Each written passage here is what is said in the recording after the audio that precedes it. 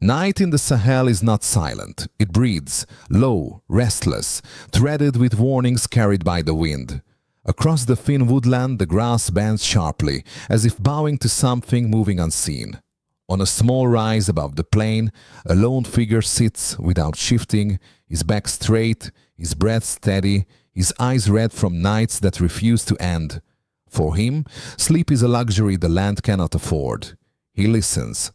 Not for the obvious sounds, not for footsteps, not for engines, but for the breaks in the pattern, the pauses in the wind, the slightest tremor in the earth where a path has been disturbed. Some say the map defines the danger. He knows better. The ground speaks first, and tonight the ground feels tense. A faint click of metal on stone, a brief glimmer, quickly smothered. Small signs, yet in the Sahel, small signs carry whole villages on their backs, because a single sound in the wrong hour can redraw the fate of an entire community. Walk with us into the night.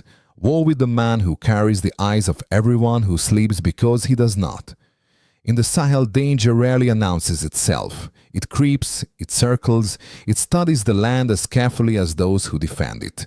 And in this vast expanse, where tracks fade within hours and the horizon conceals more than it reveals, the first line of defense is not a wall, not a weapon, not even a uniform. It is a pair of listening ears.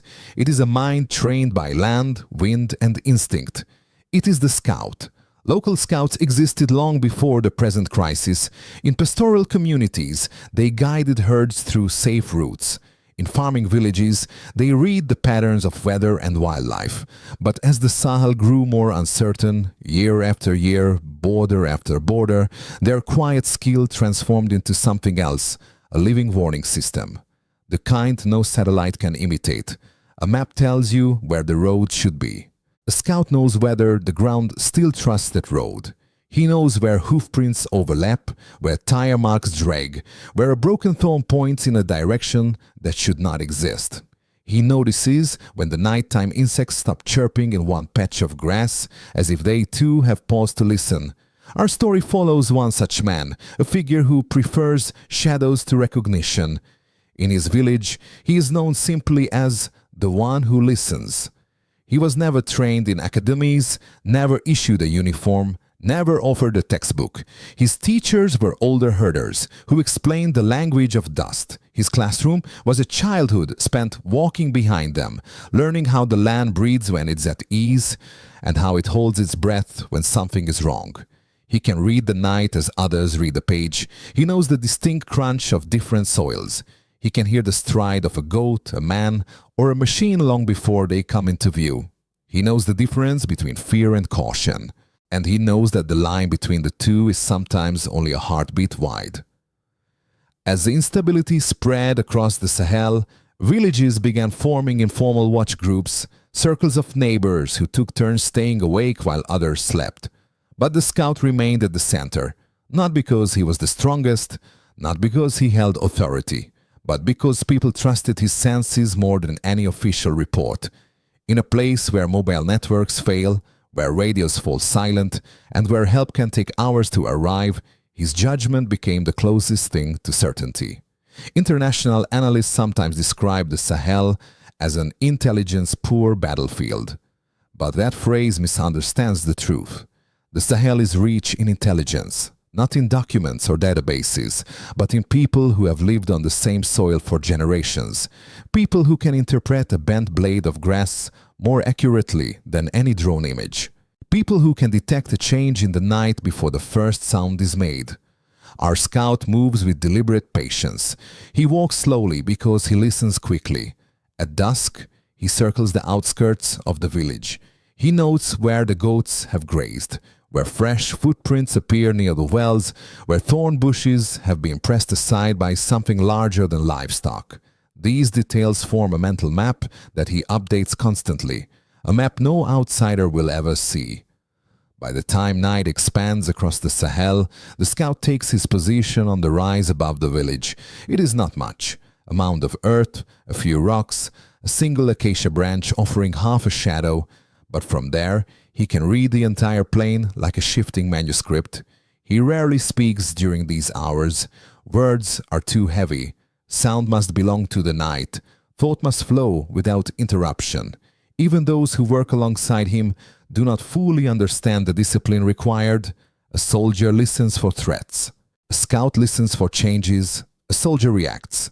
A scout anticipates. The difference can determine whether a village wakes to mourning or to grief. He carries no torch, for light is a liability. He carries no large weapon, for weight restricts movement. Instead, he carries memory. Memory of past nights, past patterns, past echoes that help him interpret the present. His tools are simple: a small radio with a fading battery, a strip of cloth that muffles metallic noise, a polished pebble used to send coated glints of light, a handful of dust he lets fall between his fingers to judge wind direction. Each tool quietly extends his senses. If danger comes, he must be the first to know. If safety returns, he must be the first to confirm it. He stands between uncertainty and the people resting behind him, people who know that his sleeplessness is the only reason they can sleep at all. And yet, the scout is not without fear. He hides it under discipline, under training, under habit, but it lives within him, not fear of what approaches, but fear of failing to notice what approaches. Because in the Sahel, one overlooked sound can become a tragedy. One misread sign can become a lost village. One moment of doubt can become a breach that no one recovers from. Tonight, as he scans the plain, his breath slows. Something in the distance feels wrong, not loud, not clear, just wrong. A faint flicker, a pause in the wind, a disrupted silence, something he hasn't seen in many months. He focuses, he leans forward, because tonight the sound he hears is not familiar, and in the Sahel, the unfamiliar is the first whisper of danger. The scout shifts slightly, just enough for his breath to steady. The sound is faint, but not faint in the way nature is. Nature whispers, rustles, sighs. This sound is deliberate, trimmed, hidden, restrained, as though adjusting itself to avoid being heard. He closes his eyes. He lets the sound expand inside him, a thin hum, almost swallowed by the wind. A machine running low, struggling to mask its own presence, too weak to cross the plain with confidence, yet too strong to be part of the night's natural rhythm. He opens his eyes. The glimmer appears on the horizon, brief, hesitant, masked by the trees. Not the bold shine of a torch, not the flicker of a campfire, a controlled pulse of light, as if someone had tested the lamp and smothered it instantly. He has seen this pattern before, not often, but enough. He presses 2 fingers to the ground. It vibrates slightly, not from heavy movement, but from something rolling slowly, cautiously, over uneven soil.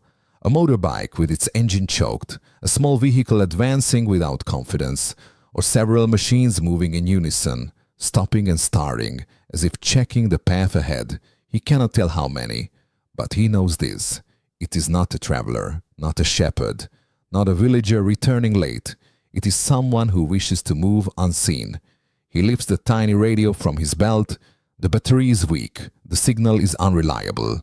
But tonight, unreliability is still better than silence. He whispers a single coded word, a sound only the appointed listener in the village will recognize. Down in the cluster of mud brick houses, a man hears the signal and sets his jaw. He strikes a rock twice against an old metal bowl. The sound is dull but unmistakable. The village responds instantly. Lights are extinguished within seconds. Doors are reinforced with wooden beams. Women gather children into inner rooms. Goats are herded behind the last row of huts, so their restless movement does not give away the village's outline. Young men slip into the shadows near the entrance paths, not to confront, but to observe, to delay, to buy time. A small lantern is lifted inside the village. Its glow is covered by cloth, revealing only a muted signal aimed at the rise where the scout waits. He sees it.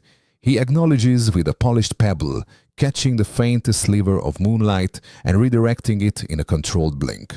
The village knows. The scout has eyes on the plain. They will follow his rhythm. Up on the rise, the scout sharpens his senses. The machines have stopped again. This time the silence that follows is heavier. Silence is not always absence. Sometimes it is preparation. He listens for breathing, not his own, but the breathing of a group in the distance, the collective inhale of people poised to measure their next move. He listens for cautious footsteps disturbing hardened soil. He listens for metal striking metal, a muffled adjustment, a belt clasp, an object being repositioned. A low click travels across the plain, not loud but crisp, too precise for nature. He signals the village again, a longer glint, more urgent. Inside the darkness of their homes, people clasp each other's hands. They have lived through nights like this. They understand the thinness of the barrier between calm and chaos. They trust the scout because he has never asked them to fear without reason. The defensive group positions themselves behind old termite mounds and abandoned grain jars. They do not step forward. They do not make themselves visible. Their purpose is not confrontation, it is delay. Delaying danger long enough for families to hide, for children to be moved, for neighbors to prepare escape routes if necessary. The scout hears another sound, this one sharper, closer. Dry grass compressed under careful weight, multiple points of pressure. He counts the intervals between each shift, 3, no, 4, possibly more behind them. His heart does not quicken, he has trained it not to. Fear distorts the night, calm reveals it. He lowers himself closer to the soil. The earth is warm, still holding the heat of the day. He presses his ear lightly against it. The vibrations return, irregular, uneven, more numerous. He knows now, this is not a lone movement, this is a group. He sends the third signal, the one the village hopes never to see. A rapid series of glints, sharp as flint, cutting through the darkness. In the village, a woman grabs her daughter and pushes her into the storage pit beneath the floor.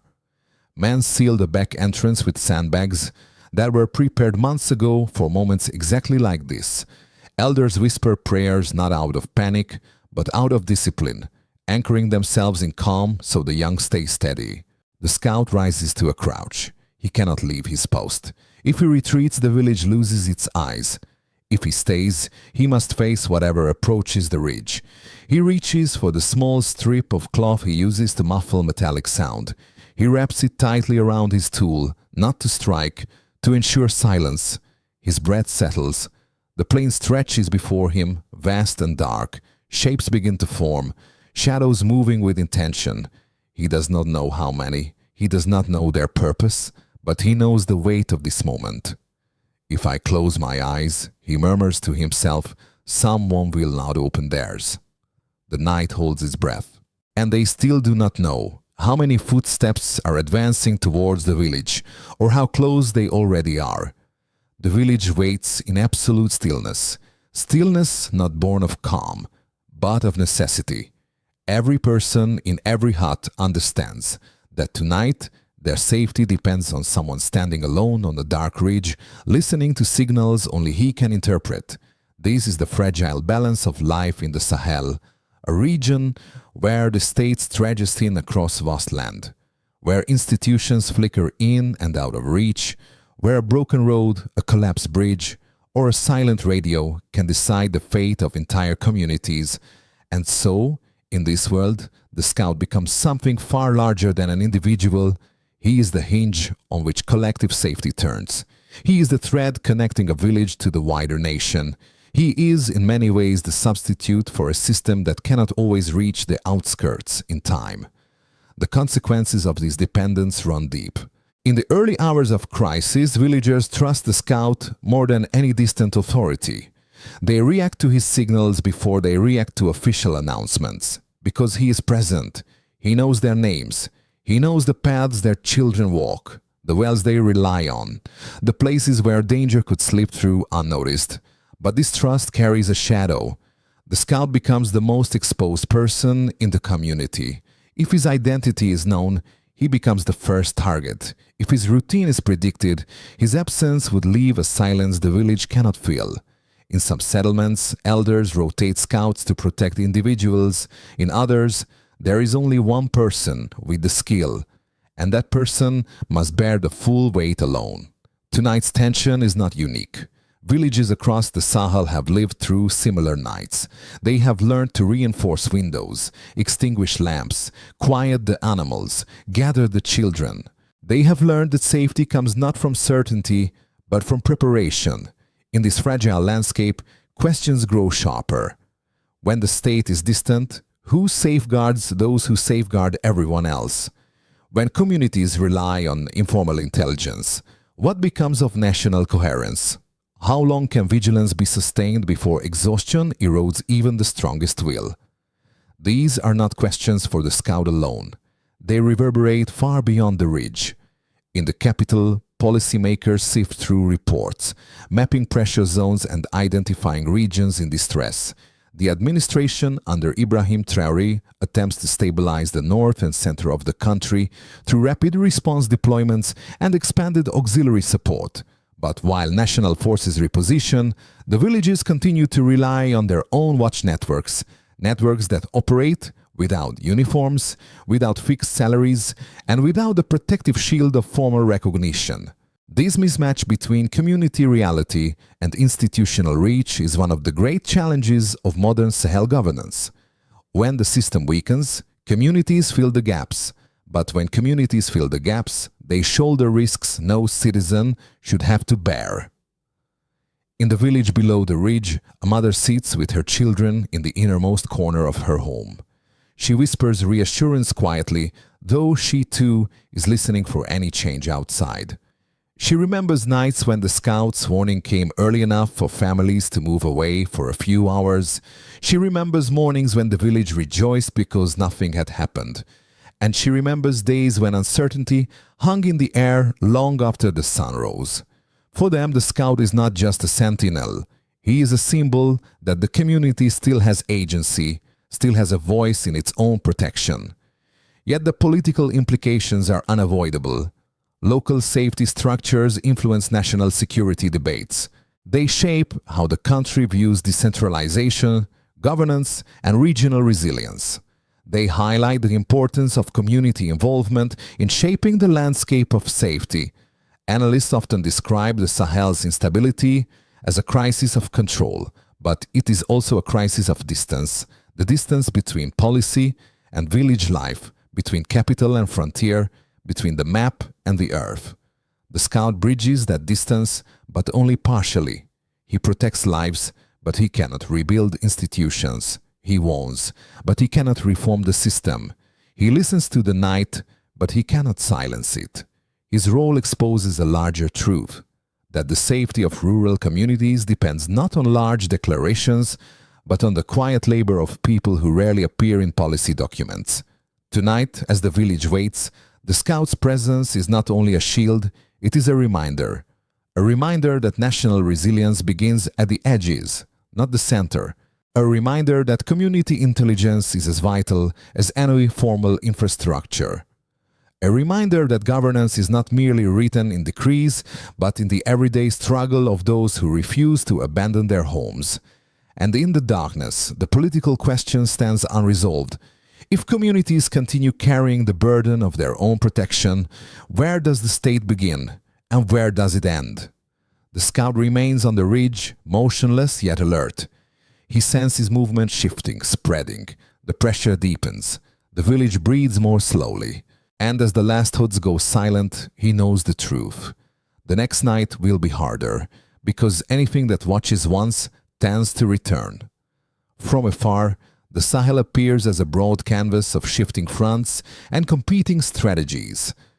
In meeting rooms across continents, analysts speak of instability, cross-border pressures, regional realignments, and the evolving security landscape of Burkina Faso. Charts are displayed, maps are color-coded, risk assessments are written in concise paragraphs. But none of those maps contain the ridge where the scout now crouches. None of those documents record the faint sounds he hears. None of those discussions capture the texture of a night that can decide whether a village endures or disappears. International observers often emphasize technology as the future of regional security. Drones, sensors, satellites, shared intelligence frameworks. And these tools matter greatly. Yet, in the vastness of the Sahel, where heat distorts signals and distance swallows infrastructure, such tools often require a final translator, the human ear, trained by years of living in the land's rhythm. Reports from humanitarian organizations highlight the role of local intelligence networks. They describe how communities contribute early warnings that prevent displacement, how a whisper from a scout can save lives long before any formal alert system engages. But translating these observations into structured support is slow, tangled in administrative caution, funding cycles, and political sensitivities. Foreign governments, wary of missteps, tread carefully. Some propose training programs for community watch groups. Some promote improved radio infrastructure. A few advocate deeper collaboration between national forces and local networks. Yet implementation moves at a pace far slower than events on the ground. The Sahel rarely waits for paperwork. Meanwhile, researchers examining regional resilience argue that community-based vigilance is one of the few assets that consistently works, not because it is flawless, but because it is present. Because villagers do not operate from distant capitals, they operate from the edge of danger itself. They listen not to abstract threats, but to concrete sounds carried on the night air. Still, trust remains a fragile currency. Not every signal is believed. Not every warning is understood. Not every message is delivered intact through layers of bureaucracy. The distance between a scout's alert and an international office's response can be vast, measured not only in kilometers, but in interpretation, credibility, and context. This gap creates consequences. Strategies built far away sometimes overlook the subtle complexities of local terrain, where a patch of grass, a diverted animal track, or a missing sound can hold more truth than a satellite image. Global perspectives see trends. The scout sees intentions, and so the world watches the Sahel, often with genuine concern and goodwill. Yet the night remains stubbornly local. It speaks a language that only those who stand inside it can fully understand. On the ridge, the scout senses those distant layers of attention, though he will never read the reports or hear the debates. He knows only this: help from afar is important, but help from within is essential. The first warning, the first interpretation, the first defense, they all begin with those who live nearest to the danger. International frameworks may shape the future, but tonight, as shadows regroup beyond the plain, the future still depends on the man who has not slept. 4 maps can outline threats, but only the night reveals which ones are real. The ridge is quiet again, but the quiet is strained. Not the calm after danger, the pause before the next question. In the Sahel, nights rarely repeat themselves. Each brings a new pattern, a new signal, a new test of the fragile line that separates community stability from the uncertainty pressing against its borders. For the scout and for the villages that rely on him, the path ahead is both clearer and heavier than ever. Communities cannot return to the world they once knew, a world where the night was merely night, where footsteps in the dark belonged to herders, not unknown travelers. The region must look forward, not backward, building systems that honor traditional knowledge while strengthening local resilience. One of the emerging strategies across the Sahel is the blending of old and new forms of vigilance. The scout's listening ear is irreplaceable. A tool no device can replicate. But new technologies now inch their way into the landscape. Lightweight UAVs capable of short-range flight, handheld signal detectors, community radios that can bounce a message across several villages. Small innovations, yet each can widen the scout's reach. Still, technology is not enough. Tools fail, batteries die, networks drop. What endures is the community. That is why many analysts argue that the future belongs to collective early warning systems. Not one man listening alone, but a woven network of eyes and ears, neighbors positioned at different points, communicating quietly, consistently, forming a protective circle far stronger than any single watcher. This shift does not diminish the scout's role, it amplifies it. His knowledge becomes the foundation for training others, teaching young men how to read footprints, showing women how to distinguish natural and unnatural night sounds, guiding elders on how to interpret unusual movements of cattle or wildlife. In many villages, such skills were once assumed. Now they are taught with renewed urgency. But with growth comes responsibility. A single misinterpreted signal, a noise mistaken, a shadow misread, could send families fleeing unnecessarily or delay action when urgency is required. In the Sahel, a small mistake is rarely small. It can ripple through an entire district. It can cost a harvest. It can empty a village. This is why the future must be shaped deliberately.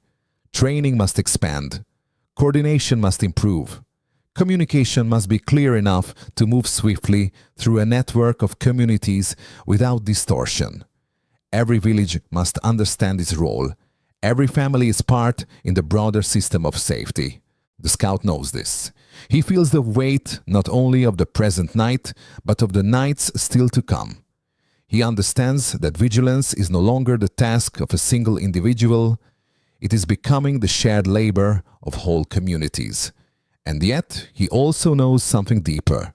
Technology may enhance awareness, networks may broaden protection, but the first line of safety will always be human. A heartbeat listening in the dark, a mind interpreting silence, a pair of eyes that refuses to close until the horizon tells the truth. The road ahead is uncertain, yes, but not hopeless. For in the Sahel, resilience is not an idea, it is a practice. It is the way people rise each morning after long nights, ready to rebuild what the night threatened. It is the quiet determination that has carried villages through years of hardship. And as the scout prepares for another night, one truth returns to him. In a land where every sound matters, tomorrow will ask even more of those who listen. In the quiet moments before dawn, when the air is still cool and the sky has not yet decided whether to brighten or remain dark, the scout steps down from the ridge. His legs ache, his eyes burn, but he carries the same steady rhythm he held through the night. The rhythm that lets a village breathe safely for one more morning. He passes through the narrow paths between the huts. A few elders nod silently, acknowledging not just his presence but the deeper truth beneath it, that their safety cannot be taken for granted, that resilience is not abstract, that survival in the Sahel is woven from the labor of people who stand watch while others sleep. Across the region, countless scouts like him do the same, unnamed, uncelebrated, unrecorded. Their vigilance forms the first and last boundary between calm and uncertainty. They guard not a territory, but a way of life. The wells that sustain families, the paths children walk to school, the fields that must be planted even when fear lingers at the edges. And yet their contribution rarely enters policy debates. They appear only as footnotes in reports or as passing references in discussions on regional early warning systems. But these people are not footnotes.